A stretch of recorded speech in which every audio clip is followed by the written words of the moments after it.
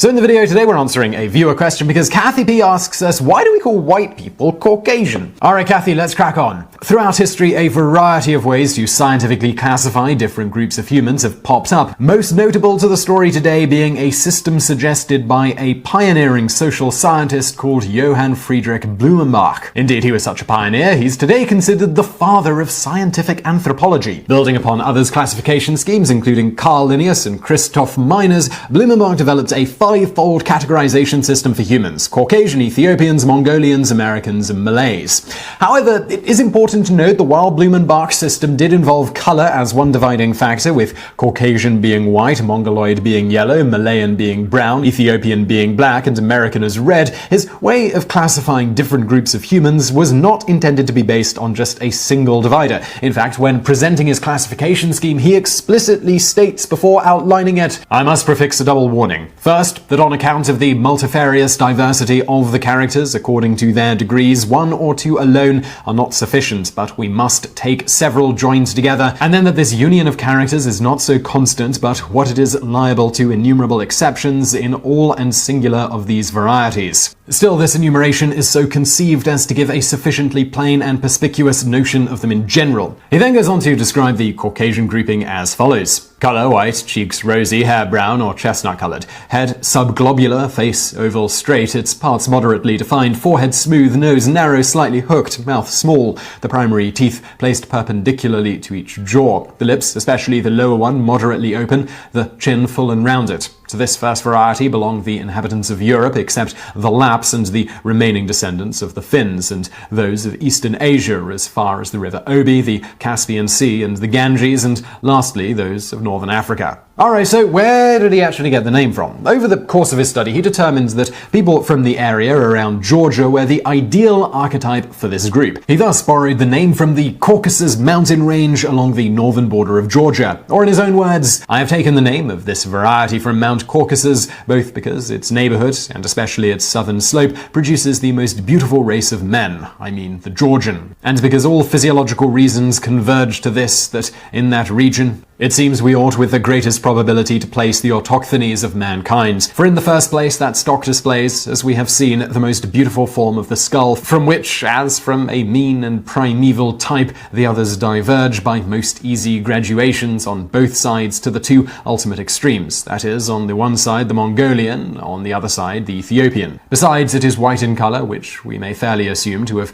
been the primitive color of mankind, since, as we have shown, it is very easy for that to degenerate into brown, but very much more difficult for dark to become white, when the secretion and precipitation of this carbonaceous pigment has once deeply struck root. It's worthy of note here that, unlike many of his contemporaries, Blumenbach was very outspoken, including writing several essays on the subject against these sort of classifications being used to justify various social abuses, or stating one group was inherently superior to another. For example, with regards to those that fell under his Ethiopian classification, he stated, I am of opinion that after all these numerous instances I have brought together of Negroes' capacity, it would not be difficult to mention entire well-known provinces of Europe, from out of which you would not easily expect to obtain offhand such good authors, poets, philosophers, and correspondents of the Paris Academy, and on the other hand, there is no so-called savage nation known under the sun which has so much distinguished itself by such examples of perfectibility and original capacity for scientific culture,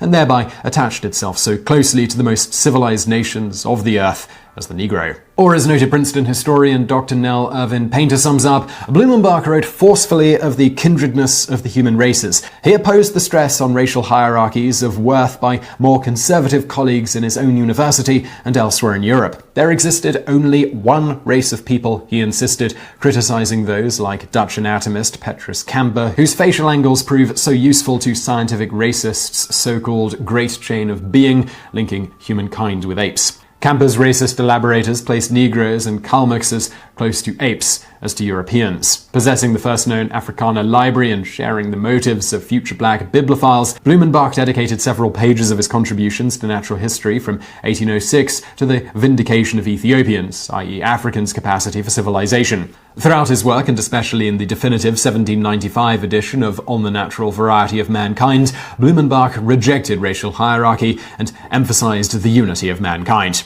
In the end, Blumenbach's classification system ultimately resulted in Caucasian becoming synonymous with white, even though in the third edition of his On the Natural Variety of Mankind, he would downplay skin color as a definitive marker, owing to the observation that many European people, when exposed to significant sun, would become brown. Ultimately, around the mid-20th century, this sort of classification more or less went the way of the dodo in the scientific world, thanks to the switch to the more advanced genetic classifications of different groups. However, for whatever reason in the late 20th century, among the lay people of America particularly, the use of the term once again rose in popularity. As to why, it's generally speculated that it has something to do with people being uncomfortable being called either black or white. Instead, people went with things like Caucasian and African American. Yo, I think a lot of times when I'm watching these videos, I think people think we stupid. And I think that for one, well, especially someone like the guy in the video we just saw, he know most people don't read. Most people don't study. Most people may not know who Blumenbach, Linnaeus, or any of those people are. But I'm gonna play in your face, basically what Buddy on. I'm gonna talk about racism, white supremacy. I'm gonna talk about the birth of racism, white supremacy, but not talk about the birth of racism, white supremacy. I'm gonna give you some of the architects of race and racial classifications. I'm gonna give you these people, the architects of this, but I'm gonna give it to you in a lighthearted way, and I'm gonna make these people seem like some heroes or some geniuses or some innovators that push mankind forward with racial classifications. I'm going with what Neely Fuller said. Race is racism. Racial classification, the idea of race, is racist. What other reason did they have to classify human beings in the manner that they did? What was the outcome that they were looking for to classify human beings in the manner that they did? And then in the latter part of the video, he wanted to hit on the scientists that tried to say Blumenbach and Linnaeus were trying to push mankind forward and bring mankind together with their rhetoric. The damage has already been done. Don't matter if you try to come up with different writings later in your life before you kick the bucket.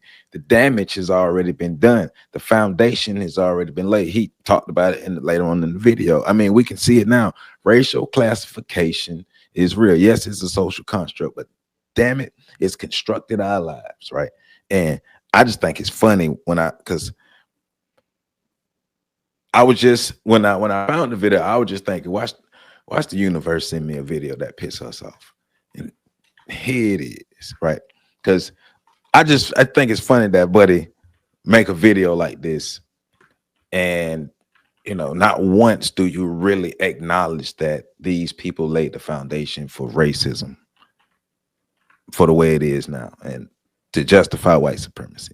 I can't believe that, but man, that's how we doing today. Welcome back to Breakdown Friday. Joseph Ward, Patrick Irvin, Professor Carl Tone Jones. And as you can see, we're talking about racial classification, the origins of it. Race is racism. Carl Linnaeus, Blumenbach, and all of the other white so-called social scientists that helped lay the foundation for what the concept of race and racism is. And this gentleman, I don't even remember his name. I don't be really trying to remember people's name like that unless they do something good, but really trying to play in our face with this idea of race and racism and trying to make it seem like they help shape humanity in a good way. So that's what we're getting into today. We out here to give y'all some good home cooking provided to you by Professor Carl Tone Jones. So if you don't know, now you know, go ahead and get your bowl together and just do like me and Pat do. We sous chefs.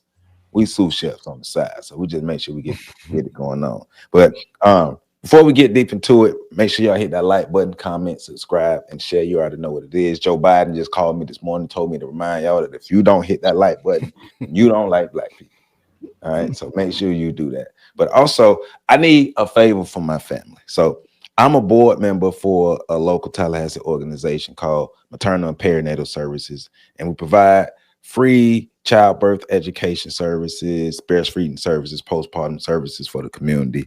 And I just wanted to reach out to my people because we're doing a fundraiser for this month to be able to raise funds to help Black families be able to take care of themselves and take care of their children. And so This is the concept of it. It's a calendar concept. So whatever day of the month that the date falls on, that's how much you would donate. So today is the 22nd. So today you would donate $22. If it's the 23rd, you'll donate $23 and on up to the 31st. And so we're trying to be able to raise funds to be able to help our community members, families in our community, to be able to provide for their children. And if you would like to donate, just go to Cashapp $MAPS 850. That's $MAPS 850. And once again, it's a free service. And this Tyler has a community that offers breastfeeding education, childbirth education, and postpartum support. Shout out to one of my classmates, Kira Adams from Ricketts High School. We went to high school together, but she's doing big things, and I'm proud to be a part of her journey and support her. So if you can support her too, please do. All right. So let's do that like that. We're finna get into this. Pat, I'm starting with you, man. You know what I'm talking about? Because you know we gotta let the stove warm up. We gotta do our job as sous chefs. We gotta do our job, let the stove warm up. You know what I'm saying? So got you. So what are your thoughts about what this gentleman was talking about describing Linnaeus and his work, describing Blumenbach and some of the other social scientists in their work? What are your thoughts on not only what he described, but how he described it, with us having an understanding that this was the origins of racism as we know it today? I understand why he described it the way he described it. I'm not sure where he's from, but he doesn't sound like he's from America. He from around these parts. He ain't from America. Right. So, we have a tendency when we talk about our ancestors or our ancestral ilk, the people that we come from, to talk about them in a very favorable lens and to kind of try to gloss over some of the negative impacts of the things they did. And so I'm never really, I'd be more surprised when white folk go hard on their ancestors than I do when they try to soft shoe it. So, and then like you said before, he know that people ain't reading. He knows. Everybody knows. Even the people that ain't reading know they ain't reading. They the ones not reading. Right. So, an ignorant person has some level of knowledge regarding the possibility or the potentiality of their ignorance because they know that they ain't learned nothing new in 5 years. So I don't too much get, I'm not upset about the way he's framing it or even the way he's talking about it. And honestly, I believe he's ignorant. I left possibility for him being ignorant as well. Yeah, I think he's ignorant. Even if he's not ignorant to history, he might honestly, and I'm not saying he is, because I know there's a consortium of us that don't give them no passes and think that they know exactly what the fuck they be doing. And I'm not saying I disagree with those people. I'm not saying I disagree with them at all. I'm just presenting another perspective because I already know that one gonna get punched in the mouth. You know what I'm saying? I already know. I see the seasoning on the counter. I already know what flavor's coming. I'm just presenting a different taste. A different, you know what I'm saying? I'm trying to prepare the palate in a different way. Right. So it's like when the food is real salty, but they start you out with something bland or something sweet first. Really kind of amp you up a little. So he could be ignorant, even if he's not historically ignorant. He could be ignorant to how this information could potentially be utilized to further move things away from the cause of his great, the great white man that he's talking about, this great white man who sought to unify all people by devising a system that separates them. Right. I understand the concept, and I know to the average person that might seem contradictory, that I'm trying to unify us by dividing us. I get it. But if you elevate your thinking, you elevate your chakra, right? High level conversation. To a different level, right? You know what I'm saying? Like, for those of y'all that don't know, we're entering Mary High right now. You know what I'm saying? We're entering Mary High. A meta Mary High. Right. So if you really think about it from these elevated places and spaces, if you if you inner, over, outer, arounder, diagonaler, stand, what's happening? You see that? But you gotta get all see, that's 360 degrees of knowledge right there. I'm right. with you, Pat. I'm with you, Right. Pat. You know If you think about it, right, by separating us and making us divide further apart, we are actually coming together, bruh. because we're covering more ground as Bruh. we seek to communicate with each other. I just had 5 M&Ms in my hand. I ate 3, and watch. In the end, it's all gonna come together somewhere, but it's gonna come together. But still, it's long-term unity that people not thinking about, because it's gonna amalgamate with everything else that I ate, and therefore 1 is 1, and 2 minus 2 is not necessarily 0. It could be 16. You just got to think positive. Right, and we're using Terrence Howard math right now. So look, if And I Lord have Jamal. my hand like this, right, my fingers look close. But if I take my other finger and I split them apart, right, They're not close. now we can ask the question: what did the 5 fingers say to the face? But also, what is close? And so now you're getting into the metaphysical, right? That's You're what going deep the with gentleman was doing in the video. Because look, just because Carl Linnaeus and Blumenbach said that the Caucasian race was superior in all aspects doesn't mean that they were saying that the Africans were inferior in all aspects, even though they were on totally opposite ends of the spectrum. Because if you turn your head like this and turn off the lights, you can see the continuity, because there's a part of the circle that connect on the back end, but you got to turn your head, turn the lights off to see the part of the circle that connect on the back end. Well, see, if you're the ones that have benefited from the classification system, then why would you acknowledge that the classification system is a bad system? I'm just saying. No, it's fair to everybody. I ended up on the top because that's where I deserve to be. I mean, because they could have easily put Africans on top, but see, we were looking at how sun rays are absorbed by skin, and because Caucasian skin don't absorb sun rays the same way as African skin, Afrikaner skin, then therefore you have to put on sunscreen. Right. And see, black people have to put on sunscreen too.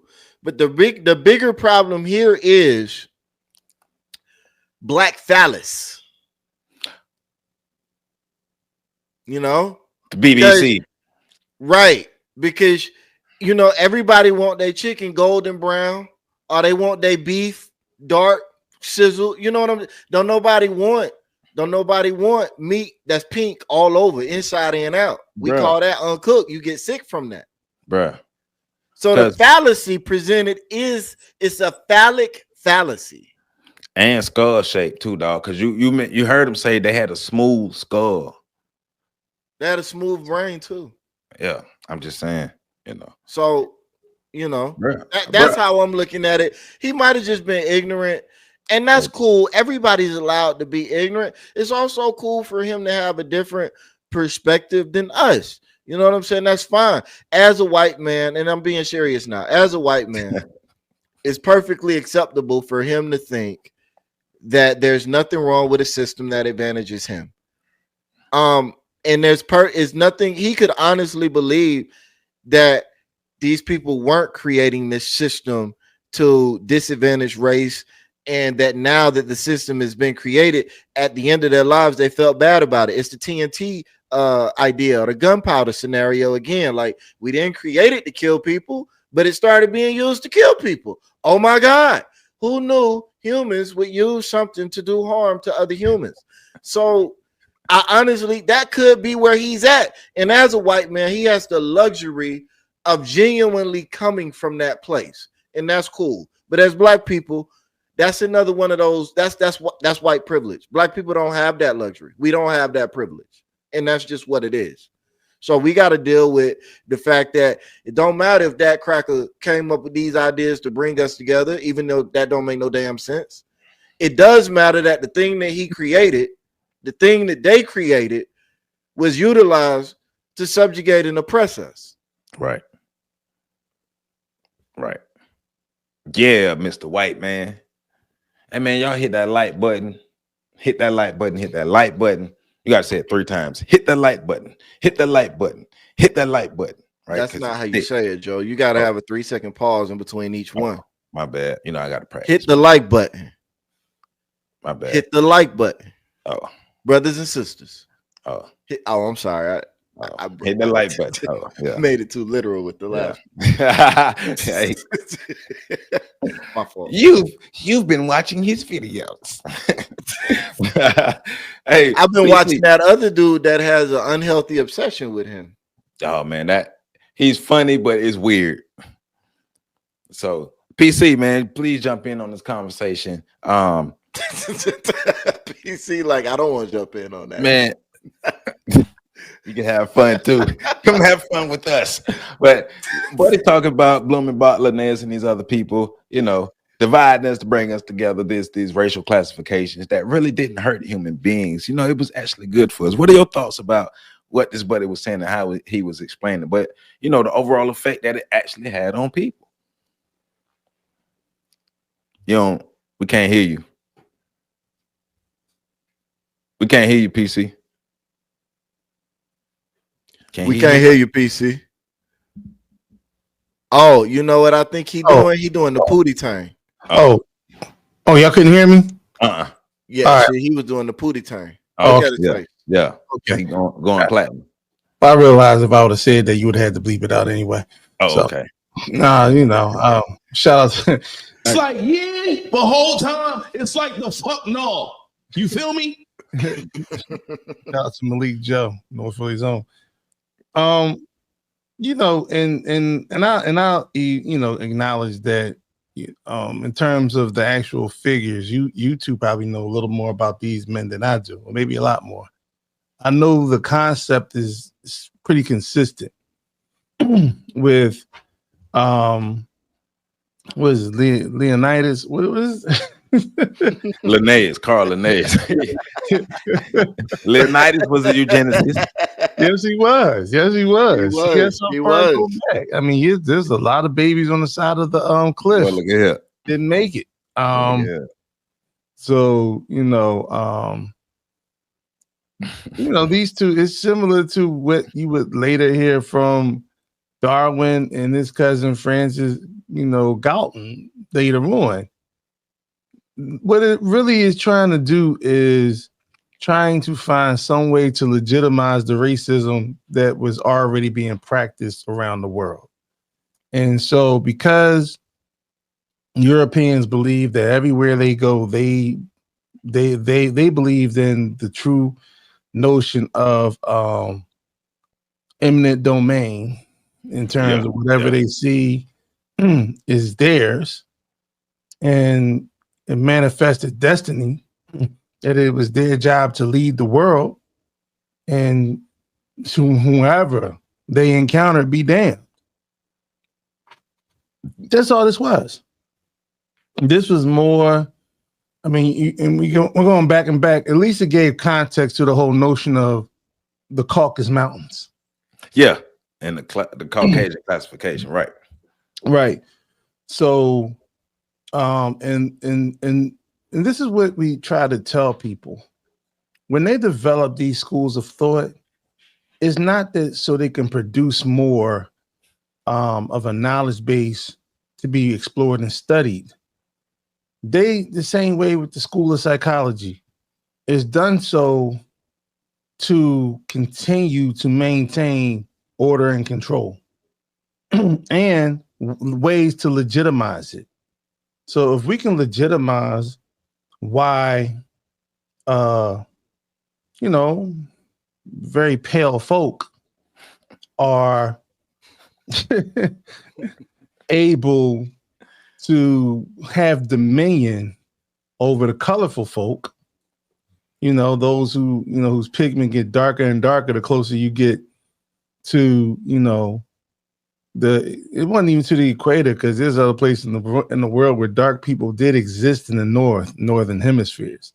So, but when you can sort of justify that and legitimize that with alleged study, and you have these powerful institutions behind you, then that pretty much gives you carte blanche to do the evil and wicked stuff that you do. And in the name of global domination, because as Dr. Claude Anderson would also and identify racism, it's a race to secure the most resources and power for your community, for your people, for your nation. Yep. And that's why we got the classifications, even in America, with Southern blacks who were considered 3/5 of a man. Like, shout out to my brother Jeff Weaver and his book 5/5 No Compromise, which addresses the fact that the 3/5 compromise has still not been properly addressed in regards to his declaration of citizenship for Black people. I know some people will talk about the 13th, 14th, and 15th Amendment, but the other amendment is still on the books. So, so what we have here? What we have here is, I think y'all spoke to the fact that they realize people don't read, and you're right, Pat. You did see the ingredients on the table, because I do not give this guy any benefit of the doubt. First of all, I don't trust fast talkers. Was that on like a heightened speed, or that was just the way the video is produced? That's how he talked. He wanted them. Advertisement dude sound like. Yeah, for all we know, he sold us a bridge and a car with no wheels. Just now, it's fast. I don't trust fast talkers. When you're talking fast, it's because you want to slide one past the goalie. By the way, another invention of Black people, hockey. Right. So, it's not really. This is old hat in regards to, trying to create, talk about a system that tried to legitimize the whole notion of racial purity by saying the origins started off in the Caucasus Mountains, those who were the prettiest white folk ever created, and then the other races, because it was hard for them to make white folk, but it's easier for them to make Black folk. You know what I'm saying? That shit is scientifically been disproven. But maybe it hasn't, because there have been white women who, when they've come out of the delivery room, they just given birth to Black children for which their husbands are struggling to figure out how that happened. Maybe that's what it is. Maybe that's what it is. Genetic annihilation. So this is more of the bullshit that we've been fed for a long time in regards to that. And this is why every so often you have a new study that brings racial anthropology into the picture, which legitimizes and justifies white racism, white supremacy. I mean, even in this past century, you had the bell curve that was brought out to legitimize why Black people score lower on IQ tests than white folk, even though when the test was made culturally relevant, you had inverse reactions. B test. Right. So, we just beating the dead horse. I'm pretty sure, because I know you want to go further into this. So I'll just land my plane with the fact that, it's bullshit, and we'll move forward. Appetizer. Yeah, yes, sir. So I have two things real quick. I have the Linnaeus's Taxonomy of humans. So it says in the 10th edition of Systema Naturae, that's his book that he dropped in 1758. Linnaeus divided Homo sapiens into 4 continental subspecies, each described with physical, moral, and cultural attributes. So now just going over this again so we can listen to the attributes, because remember, they're bringing us together. So Homo sapiens europaeus is governed by laws, fair, muscular, inventive, and gentle. I'm going to say it again. Governed by laws, fair, muscular, inventive, and gentle.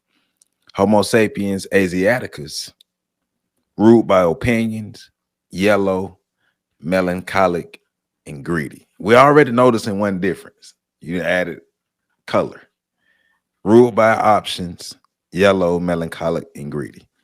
Homo sapiens americanus, ruled by customs, red, stubborn, content, and free. Ruled by customs, red, stubborn, content, and free.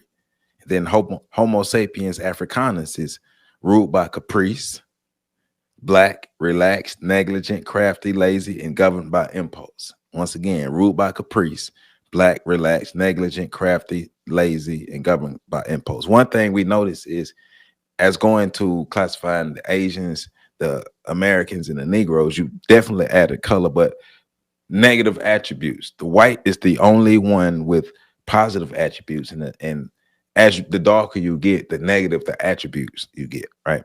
So this helps set the foundation and the ideas of what race and racism. Also, like PC said earlier, the justification for slavery and white supremacy, because slavery and white supremacy happened. Because remember, this is 1758. We're going back to the 1400s with slavery. We can go back to the 50s with the Portuguese sailing up and down the Guinea coast, and they created the first European settlement in Africa was sometime in the 1560s, maybe the 1580s or something like that. Quito was the name of it. But this makes me think about a conversation that I saw earlier. This young lady was mixed race, and she was really passionate and really going in about the idea and the concept of race, because we all know that race is a social construct. We all know that. No, it's not, Joe.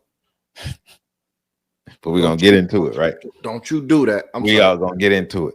It's a social construct by nature, and it is something that is placed on human beings. But what are the actual outcomes and effects from the classification and the idea of race? Because she like to say she's mixed race lady, but saying she's not mixed race, she's multi-ethnic. And I don't think that she understands like ethnicity like a social construct as well, because people don't be understanding that. But never mind. But looking at race as a social construct, and she was very adamant about how race does not exist in real life. And I hear you, but the effects of race are real.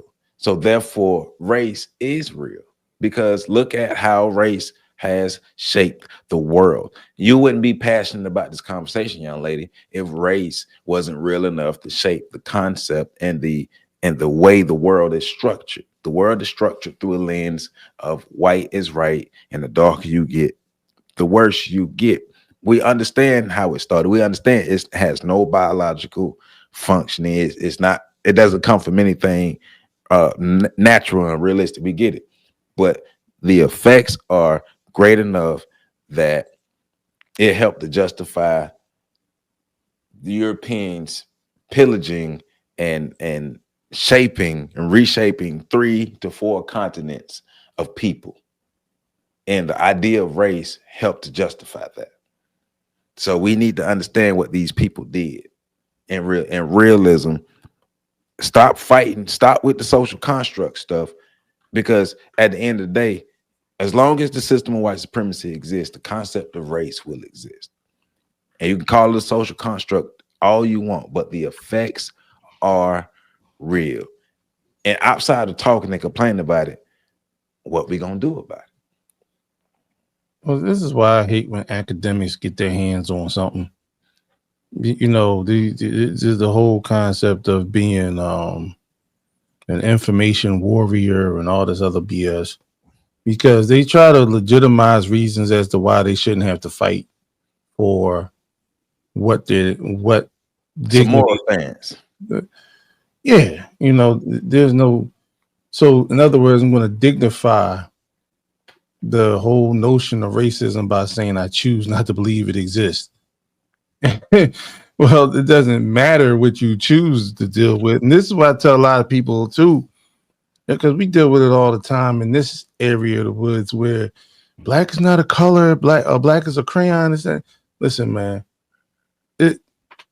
if you truly understand this, first and foremost, if you're of the understanding that the only reason we don't have legitimacy or rights because you think black is a color, then you're also caving into the power that created the power structure, for which will acknowledge you through some maritime treaties and others, whatever else. And you were right, Joe. 1452 was the official beginning of the I wouldn't call it transatlantic slave trade, but the European colonization of Africa and trade and slavery. Right, because that was Quato in 1452. Yeah. Well, the Catholic Church and the papal, papal bulls and where they were granted, it was 1452 and 1455, where they were issued by Pope Nicholas V, that they were able to, and it's crazy because I knew this, but I just wanted to be specific.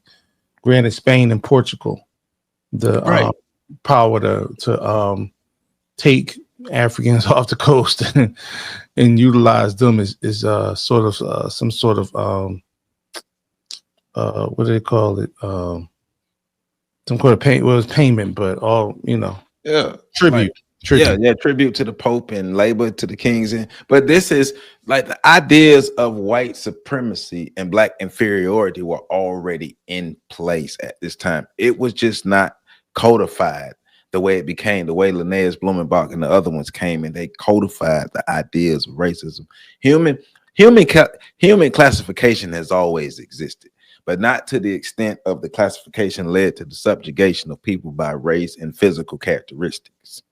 Yeah, and then you saw it in England, you saw it in Europe, because eugenics.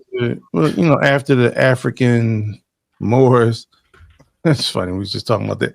After the African Moors conquered southern Europe, after Hannibal's conquest of Greece, and you saw that there were certain groups that were considered less. They weren't necessarily considered European. They were considered like dirtied, sullied. Irish were considered sullied. The Italians were considered sullied. The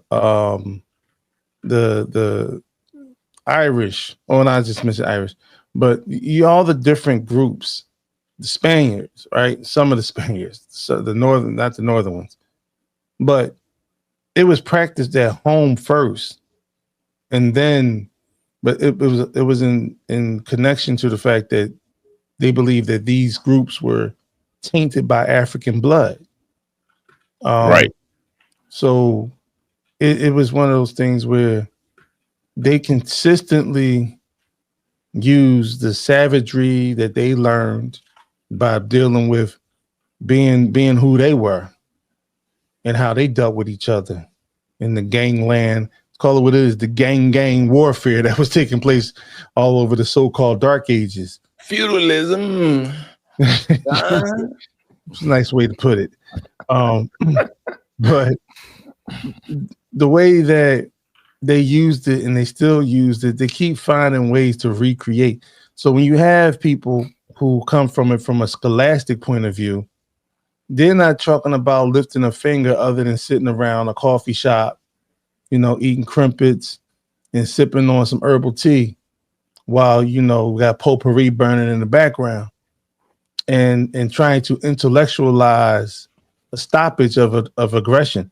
I've never seen it. I've never seen anybody attack a wild bear or whatever and try to intellectualize, just verbally, a message that was powerful enough to stop the bear in its tracks. Excuse me, Mr. Bear. You do not want to attack me, my brother, because I possess knowledge that you need to free yourself. Mm-hmm. And the bear's like, I believe so much in your knowledge, I'm going to peel you back by. I'm going to right. So I'm done. I'm rambling. I think the challenge we have, and I agree with that, and it is one of the reasons why I resisted the label and title of being an intellectual for so long. I do resist it. I actively resist I it. know it's been funny. Because they, like PC said, they inherently don't do anything. Like, and that's the image of it. You know, like there are some real intellectuals and members of academia that also get out here and get their hands dirty, but that's not the connotation behind the label. You know, and I understand that the label itself is a social construct, right? I get it. So it shouldn't even matter. We shouldn't even have the label because it's a social construct. But unfortunately, humans are going human. And they gonna construct some stuff and they gonna put labels on stuff. That's what humans do, which is kind of the whole point of being an academic, is to understand human behavior and how it presents and expressed. So even the idea of the social construct argument pressed by wannabe academics and intellectuals is anti-academic and anti-intellectual. But that's neither here nor there, because now we back in the soup of I'm gonna bring everybody together by tearing them apart. So you know, and maybe that's a part of the curse of the academic. You know, we live in bizarro world. Well, up is down and right is left and no is yes and all of the women love you. You know, but reality is the exact opposite of what you think is the truth. So I think that's one of the things. The whole social construct thing has always bothered me, because it's usually presented by a bunch of people that just don't want to deal with the race issue. Yeah, they just basically you can't run from it, right? So it's like, if you want to be honest about it, is there a biological categorization that you can use, something to put human? No, not on a large scale the way races are, but yes, on a smaller scale, absolutely. So if you want us to go by biology, you asking us to split things up even more. But even I mean more. But even like that, and that's why I mentioned what I mentioned earlier, like saying that, okay, race is a social construct, but not ethnicity. Well, but look, your cousin is a social construct. Like, what are we doing? Right, like but what's see, that? but like you say, that's the analysis paralysis that the academics get into, right? Because I believe like a lot of academics get stuck in a box and they trying to wrap their mind around this, and they have a viewpoint that is fixed. And this fixed viewpoint is keeping them from being able to really see the full breadth of the full reality of it. Because like we're saying, at the end of the day, I don't give a damn if racism is a social construct. It has negatively affected my life. But the reason why they keep saying that is because they don't want to deal with the right part of what you're saying. That's why I'm like, no, we're going to attack this at the root. Honestly, your cousin is a social construct. Your boyfriend or your girlfriend is a social construct. Your spouse, yeah, that's a social construct too. I hope your spouse is a social construct. If you got some sort of biological connection to your spouse, that's illegal in certain places. But that's once again, that's the thing too. Like you said, race is connected. Alabama connected. Oh, damn. West Virginia connected. Hey, Central Florida connected. Can't forget about it. Hey, so but go ahead, Joe. You were saying that but it's just the overall idea, though. Like, being realistic. Stop trying to we say that nonsense. Stop with the moral angles. Stop. Go ahead. I say this, right? The problem is too many people pretending to be something they not. Right. Mhm. You're not an intellectual if you regurgitating somebody else's opinion. Right. You're not. Mhm. You're not an academic. You're not academic if you haven't produced any academic content. Like any what have you produced? That Academics further, produce things. yeah, and you further You know what I'm research. saying? They add to the field. It's not always a book. It could be a thought. It's a lot of academics are thought. Now they produce research. Yes, they do. But a lot of them are thought leaders. They present their ideas, concepts, ways of seeing the world, perspectives. But you just said a word that people don't know how to do research. See, I blame Denzel Washington for all this. I blame Google. But I blame Denzel, man. What he Shout did. out to Denzel Washington because he produced a masterful performance in The Great Debaters, and everybody started talking like they was on a fucking debate team. That's YouTube fault. The time is always now. Because at the end of the day, the day's gonna end. Boy, you That's said right. something with that.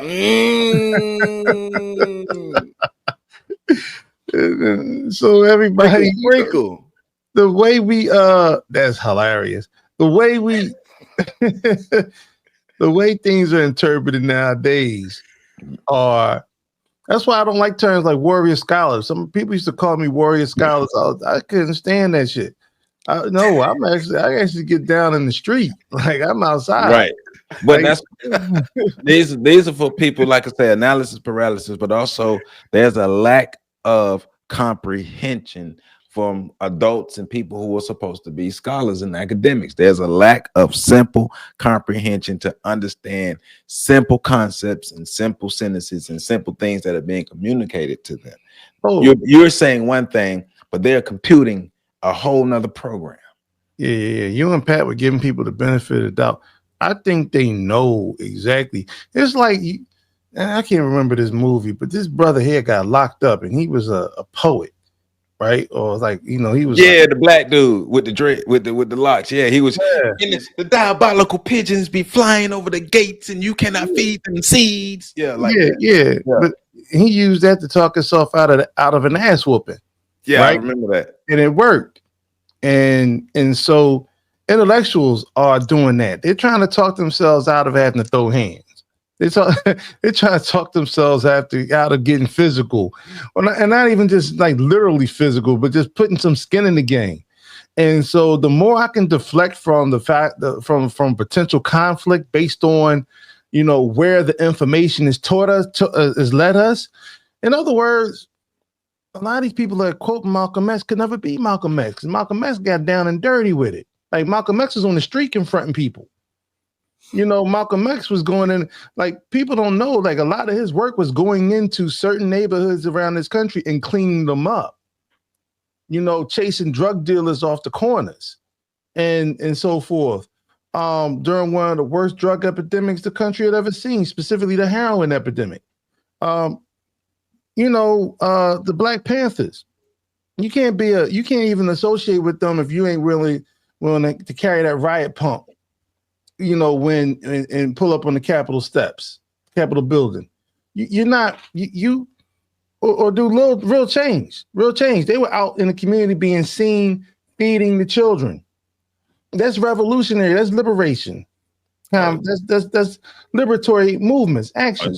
Are you talking about physical, real, tangible work?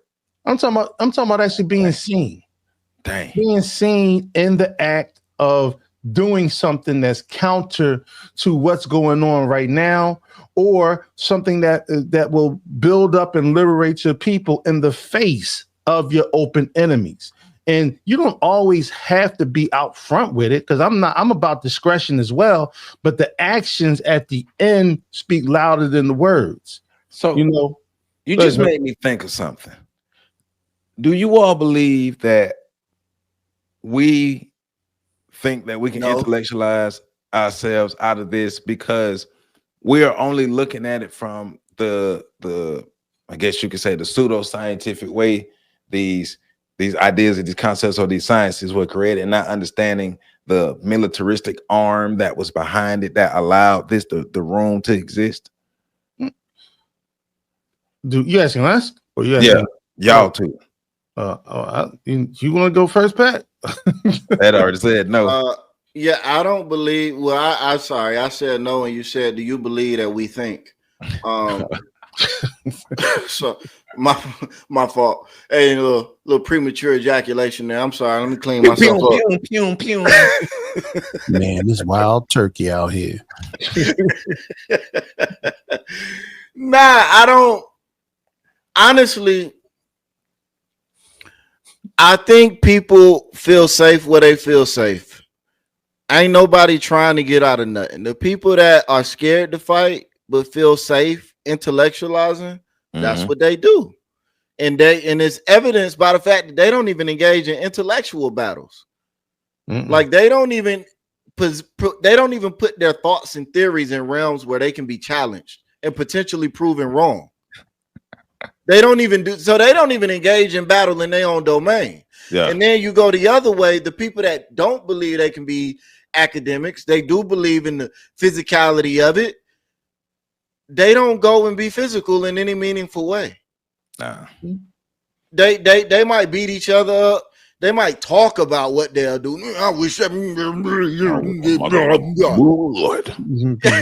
that. Real sick. When something goes south, when somebody do something to us, that like they keep being okay. Like they don't have no hospital visits. Ain't no beds being given out. And I'm not advocating for that. I'm just saying, you told me your lane was like, oh, the black man dominant. Yeah, I wish. I just wish. Yeah. And then something happened, like the spiritual realm is like, oh, you wish it? All right, here it is. And you like, oh, I wish that would have happened over here though, like right here instead of over there. Like I wish it. And then the spirit world is like, okay, right there. Dag, I wish I was off work when that happened. Stuff like that. Stuff like that never happened to me. And then it happened to you. And it's like, dang. What happened to the pull up? What happened to pulling up? And it's always a new wish. And I think that's Black Cedric the Entertainer. Black people live by the I wish. I wish my mother would. I wish. Blowing and smoke. So we ain't thinking, we wishing. And then when our wish get granted, we wish it would have got granted another way. The funniest part about that, and I think the most like the truest form, and I know we have short memories, but we all can remember 5 years ago what this world had gone through, what this country had gone through, and all the talk about black liberation and how we were going to do things, and all we need is the opportunity, and then we can build and this, that, and the other. And as soon as we had the opportunity, nobody else was outside. I was outside looking for them. I was looking under trees, like under limbs, under rocks. I was digging through the snow. I was looking for them. I was like, where you at? You were still defining outside at how it was defined pre-Rona.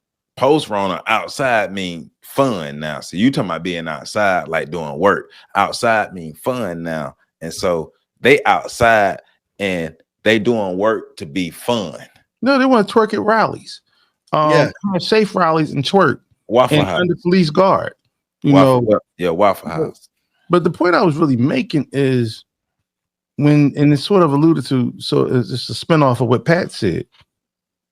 We had an opportunity, real opportunity, to practice what we preached. Black people had started getting access to resources at that particular time when the world stood still. There would be no policing of us building. It was probably the best time for us to take advantage of a situation. Rahm Emanuel used to say, you never let a crisis. What he used to say, you should always put yourself in position to capitalize off a crisis. Right. That was our opportunity as a group of people to capitulate all the plans we had in place and move without being interrupted and build. and build some. You know what people did? Man, I saw so many people buy new cars. I saw so many people, you know, and I'm not mad if you want to get your house fixed up, but goddamn, an additional room, you know, you're an empty nester. The things I saw people blowing money on, jewelry, all of a sudden now a dying industry like the travel and leisure industries received the economic boom. And it was from us or people that look like us. Carnival Cruise Line. Bro, don't even get me started on Carnival. Carnival, they made their money back. They got rules now. Now you Negroes can't go. No playing a thong song on any cruises. Come here, thong song. I hate you, thong song. Oh man. I gotta find that for Mike Tyson. Shit. Jamie Foxx. But you know, the bottom line is and I'm gonna tell you what else happened too. A lot of these loudmouth leaders, they were radio silent because people were looking for somebody to have a plan. When it came to making sure that people were going to be able to be fed because people couldn't go to work and they were stuck in their homes, we was out in the streets feeding them, dropping off food, doing deliveries to people that were scared to open up their doors for us. Well, but the point I'm getting to, Joe, is like the one thing I'll give the Europeans, the ones we talked about that came up with these concepts, it led to action. Yeah, it empowered them. It empowered their nations to continue to move forward in their global conquest. When you try to edify the words so that you can find some sort of get out of jail free card from any sort of conflict that might incur you actually doing something to stop the incursion of your community, are you working with us or the enemy? Are you creating, adding layers of delusion to the situation so black people can get comfortable? Like every time a Democrat gets elected president, black people get comfortable again and fall back while the world continues to fall apart around us? Well, yes, because we don't understand what we're up against, because once again, we don't read or research. And if we do most people I know, let me not even say that, I'm gonna go broader. Most black people that I've encountered in real life and via the internet, they don't do research. They do searches on the internet. They do searches and they find something that correlates with what they want to hear and they go with that. And there's no real challenging of thought. Like, you might be wrong, and it's okay. And it's okay to be wrong, and it's okay to even further to further your understanding, right? But it's like we keep being stuck in the box. But I believe because we don't really understand, like when it comes back to the concept of race and racism and why we're in the position we are, why white supremacy exists and why it continues to exist. White supremacists invest time and money and resources and education, all these things into furthering the system, while we don't dedicate any real resources to furthering ourselves as individuals, as a mass, individuals, as a group, as a nation. None of that. We know that nation talk, kill that nation talk. It ain't happening. It ain't happening no time soon. But we don't understand. We keep black people, we talk about the negative effects of the positive propaganda, even though we're wholly not against the positive propaganda, but the negative effects, because we believe that the world believes what our scholars taught us about ourselves. But to me, that means you wasn't really listening to the scholars, because they told you how the world see us, but all you heard was black is beautiful, black is great, we're the greatest, and everybody sees us like that. We're the best ever. The world don't see us like that. Yes, we're supposed to see ourselves in the best light, but we're not supposed to see ourselves in delusional light. We call each other, we say we kings and queens, because 10 years ago, people just found out that Africa had kings and queens, and then they act like Africa was the only continent. First of all, they're still talking about Africa as a country. So which it is, yo. And then acting like Africans were the only ones in the world who had kings and queens. Like you're Johnny come lately to the table. So you didn't have a concept of kings and queens in Africa, but you know about Shaka Zulu. But they never called themselves kings and queens. They were leaders of their tribes. they never called themselves that. They were jegnas. They were elders. They were just councils of elders. They never called themselves kings and queens. But I get why we. Go ahead, I'm sorry. No. Finish your saying. Finish what you're saying. I get why. Because sometimes you need to change the lingo, change the language to sort of change the spirit of how we see each other. So I when a brother or sister calls me king, or and I refer to them as queen, I understand that lift and elevation is needed because of how demoralized our people are. I get that part, but and I know what you were speaking. You were speaking more so from a pseudo historical place. Well, also, are Black people willing to admit that we're trying to uplift ourselves and see ourselves through a European lens and put ourselves in the same light, in the same categories? Hey, white people have kings and queens. We also have kings and queens, just like white people. Well, it's just like Juneteenth. Yeah, like that. The Black existence in America is one of failed attempts to copy white people. Yes. Mm-hmm. Like that's pretty much our cultural narrative. Mm-hmm. We can do it too. We can do it too. And what about usism? Right. That's pretty much that. Right. Those two phrases. And you go into it and you realize we don't even understand the basic laws of nature, physics, mathematics, computer science, whatever you want to call it. We've lost it. The more things are immutable. They remain in the position they're in until they're acted on by some sort of other force. Mm-hmm. White folk and white supremacy ain't just going to stop. And the gap ain't just going to close. We forget oftentimes the system was designed so that they would gain increasing advantage and privilege in society. And it's not that there is a gap that should be concerning us. It's the fact that it is increasing. It was designed to keep increasing. Mm-hmm. We focused on the gap right now, not realizing that in 30 years it's going to be even greater. And we still not talking about, okay, what's the percentage of change? What's the trajectory? What's the scope of difference?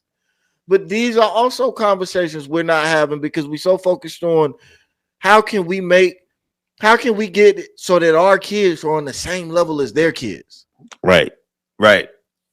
Which is one of the ultimate outcomes of this system of white supremacy, coupled with the ideas and the concepts of race and racism.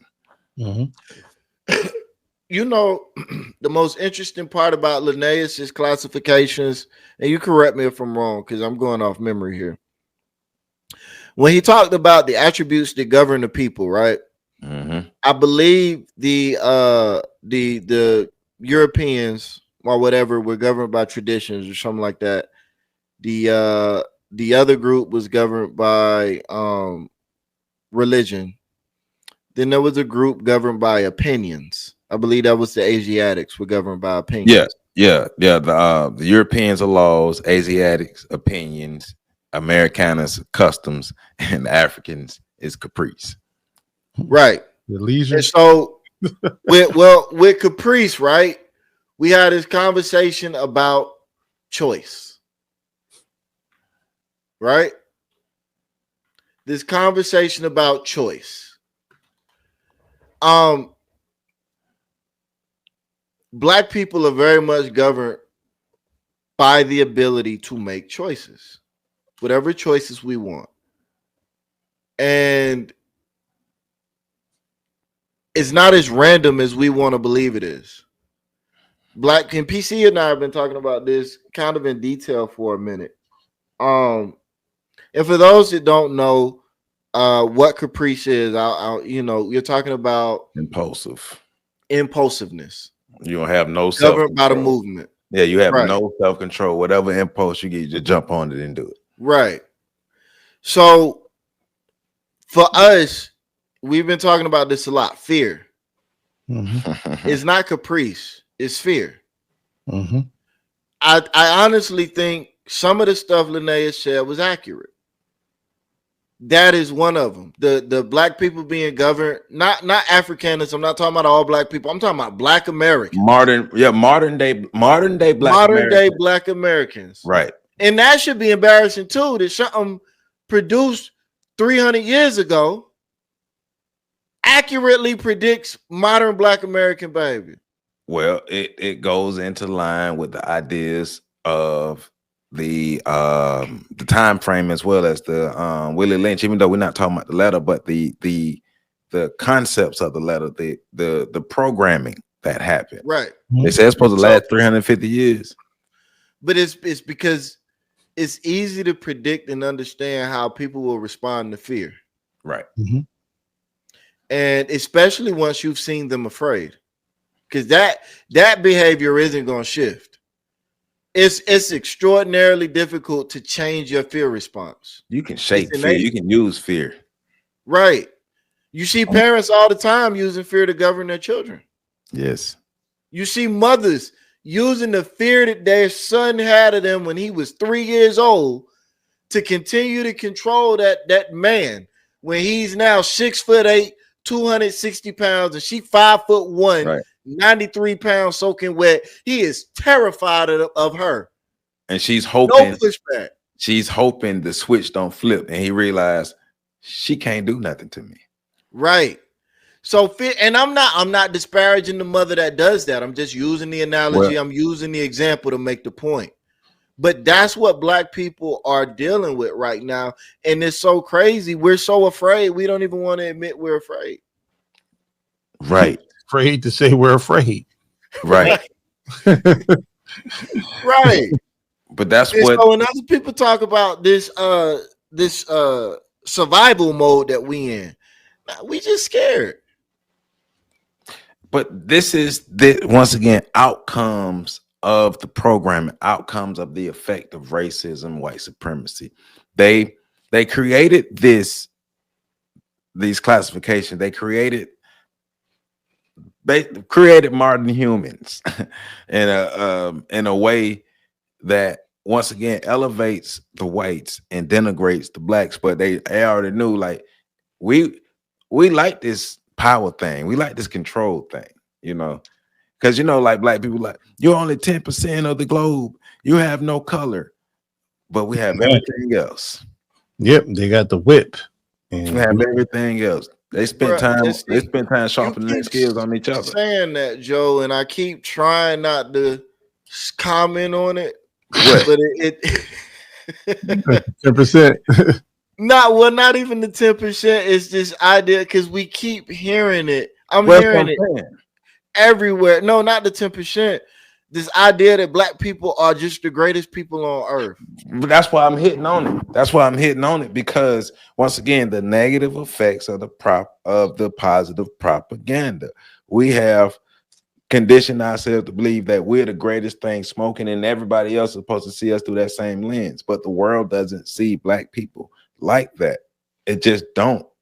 And they never will until we do something for them to actually respect us. But they trying to trigger you, Pat. Yeah, he is. I ain't gonna let him win. You're not finna use your white powers on me.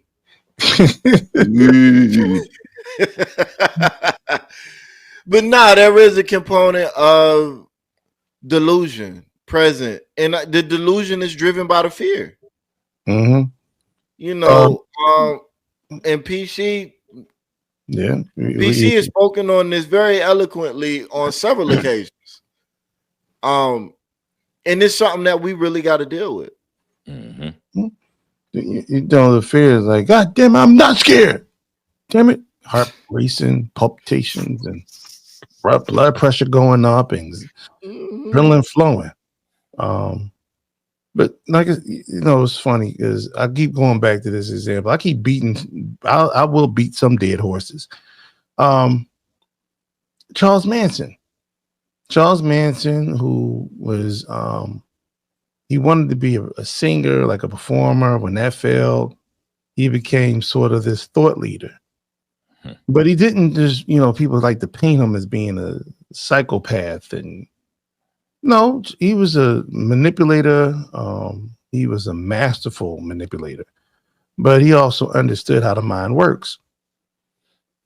That's because he used to hang with the who's who of the California philosophers and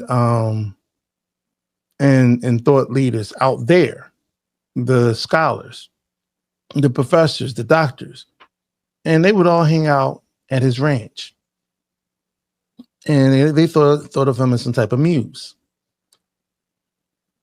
When he grasped his concept, just based on picking their minds about how the human condition works and operate, he came to the conclusion that America would indeed one day have a race war when Black people self-actualized. Mm-hmm. And that's the reason why he started Helter Skelter, the whole Helter Skelter push, which was off of I think there's a Beatles song. But he used the concept, and they would go into these rich white neighborhoods and slaughter whole families, but they were trying to do so to frame or mimic that, like, this was guerrilla warfare by Blacks. Mm-hmm. And when they got caught, he said the reason he saw this is because he saw the greatness in Black people, that Black people were the closest thing to God, and the fact that Black people's spiritual connection with nature created one major flaw, and that was Black people are 3 times more likely to be affected by fear than anybody else. So fear became the motivation behind every act towards Black people. What happened when you saw when they would put Black people on the plantation, when they would do the buck breaking, right? They did that to instill. They took the biggest, strongest African male, and they would, grape him, beat him to within an inch of his life in front of his family, as a lesson to the rest. They got compliance on the slave ships by decapitating the chiefs, because they knew that in many forms of African cosmology and spirituality, that if your head is separated from the body, that your soul will wander aimlessly in the afterlife. Yep. That fear is what propelled many compelled a lot of compliance on the bottom of those slave ships, for which they were being nibbled on and bitten on by rats and placed in criminally close quarters. They've understood on the slave making plantations on places like Barbados, Jamaica, and Puerto Rico. They understood by process of elimination which groups would be compliant, which groups could we instill fear in, and which groups will rebel. Oh yeah. That's why when they see Africans with locks, they would call them the dreads. Dread, yeah, because those are the ones who fought back. The Caribs, they called the some of the Taino, they called them Caribs, which was, they was really calling them cannibals, but it got shortened to Caribs. But that's what they're saying. So all the groups who fought back, they were the ones who got the negative distinctions and the negative labels and classifications. But the ones who were more afraid, more friendly, more malleable, those were the ones who they gave characteristics closer to humanity. But those were the weaker people. Yeah. They demonized and labeled the resistors or the rebellious as savages. And therefore, just like they did with African religion, most Black people today when they want to talk to spiritually about black religion, black spiritual systems, what do they say? Don't practice that voodoo worship over here. Don't you do no voodoo on me. Don't you do no voodoo on me. That black magic. You know, well, wait a minute. Do you not realize it was the only spiritual system that was practiced and that actually led to a liberation movement in this part of the world against an enslaved state?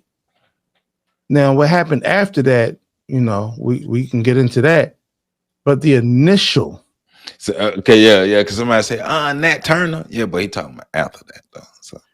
Yeah, well, Nat Turner came after that, after the Haitian Revolution. He actually was inspired by it, as was most of the black liberation pushes and slave rebellions in this country. Denmark Vesey, all of them can attribute it to stories that came from Haiti, stories that came from the Haitian Revolution. Shit, you wouldn't have a Jamaica in the state it's in right now. You wouldn't have a Cuba in the state it's in right now. Puerto Rico in the state. Well, they got back. They took back Puerto Rico, Spanish-American War. But you know, you wouldn't have those things. South America, all those different pushing, liberate, all that stuff generated from, you know, the impact of what happened in Haiti. Well, before it was Haiti. So, but they use fear, and that's the point I'm trying to make. So. They attributed the spiritual system to devil worship. The first horror films in America, no words, just played to a musical melody. But it created the zombies or the zombies, as they were called, in league with black witchcraft, which they demonized voodoo, and to scare us from looking at the power and the strength that people drew from it in order to liberate themselves. The fear. And once they did it now, you can go to Haiti right now and you will have I don't know, I'm Catholic. I left that devil worship alone. You know, you go Africa. I talked to a Liberian that knew General Butt Naked. What they call it, the Obia lady or something like that. Yeah.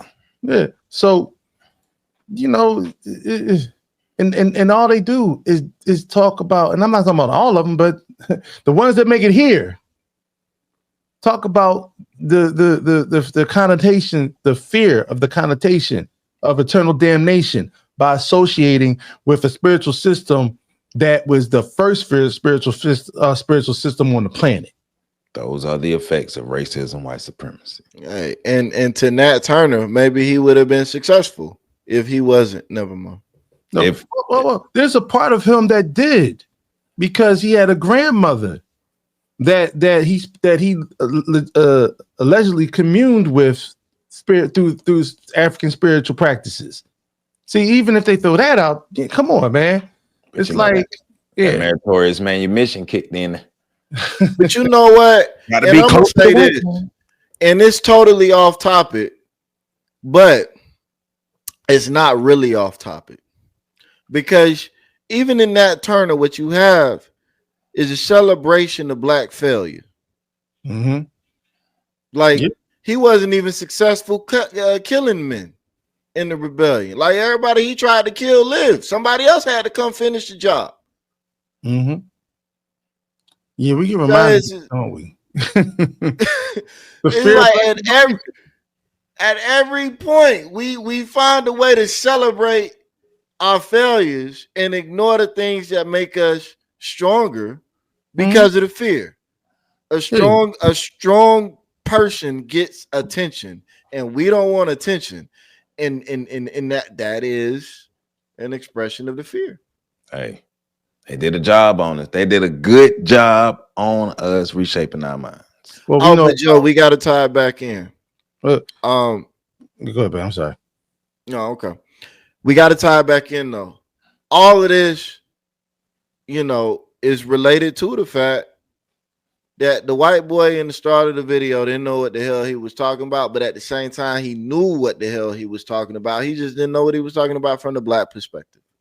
Yeah, he's telling us how racism shaped the world, but he's trying to glorify it, though, in a sense that the idea of race and racism will unite humanity, will bring humanity together, or the concept or the end, the attempts in the end by Linnaeus, Blumenbach, and others was to use the word to bring the human race together. But that's bull, because look at where we at now.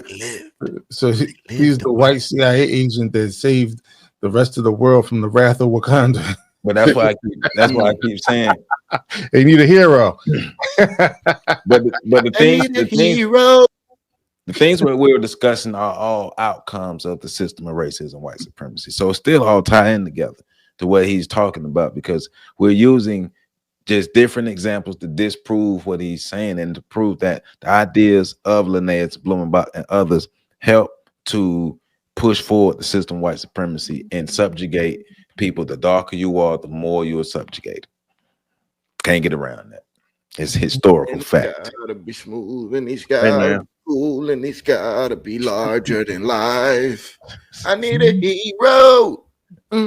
Y'all know how we do it, man. FetLifeStation.com. Check it out. If you don't check it out, Joe Biden gonna give you a call in the morning. So FetLifeStation.com, thepax.org.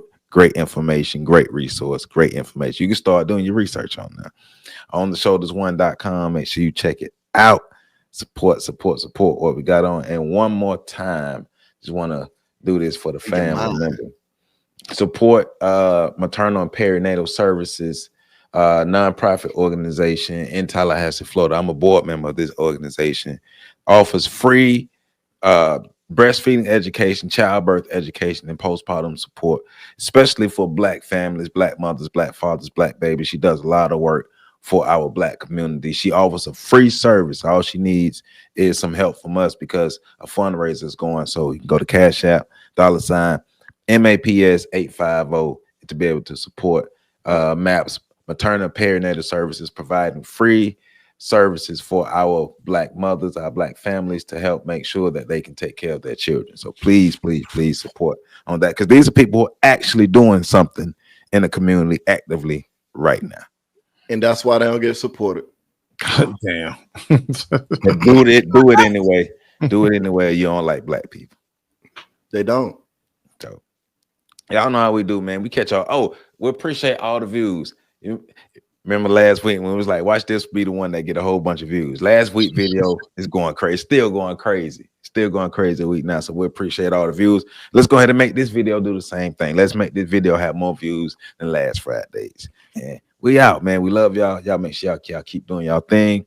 Keep supporting us. We appreciate you all. Oh yeah, and Pat, I want to appreciate you. Thank you for becoming a member of the channel. Pat and PC are members of the channel. Are you a member of the channel? If not, join the team. Catch y'all on the other side.